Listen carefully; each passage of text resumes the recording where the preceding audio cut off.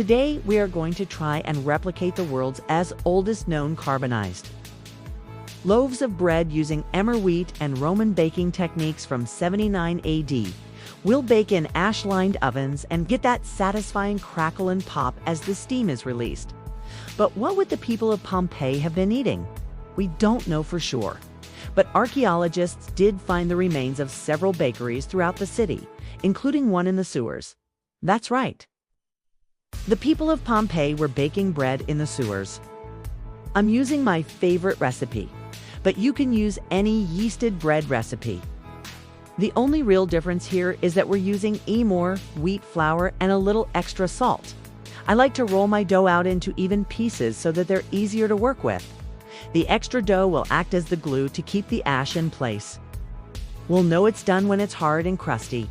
And there we have it, our very own Pompeii bread. Let's see if it's edible. How does it taste? The outside is a little hard, but once you get past the crust, it's fluffy and surprisingly good.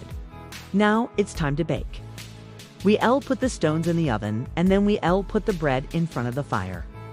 We want to keep the oven door open just a crack to let some of the steam escape. This will create the characteristic crackle and pop that we hear in the videos. After the pieces are evened out, it's time to roll them out into thin sheets. We want the sheets to be large enough to wrap around the baking stone and then some. After the dough is all mixed up, it's time to let it rise. I always find it amazing how something so simple can be so relaxing to watch. Will it be a yummy snack, or will it be hard as stone? Let's find out. In our last video, we made ancient Roman pizza. It was covered in ash from nearby Mount Vesuvius, which also buried the nearby city of Pompeii. Does your brand grind high-quality grains? Do you have a product that will help us on our historical culinary journey? Contact us to find out how you can sponsor an episode. This will take a while, so let's enjoy the relaxing sound of grinding wheat. There we go. Now we can feel like we're in ancient Rome with our freshly ground emmer wheat flour.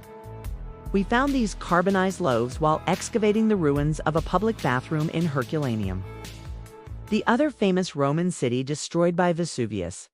These loaves were likely made using the quicklime process, where quicklime, which is made from heating shells or bones, is added to the water to make it more alkaline.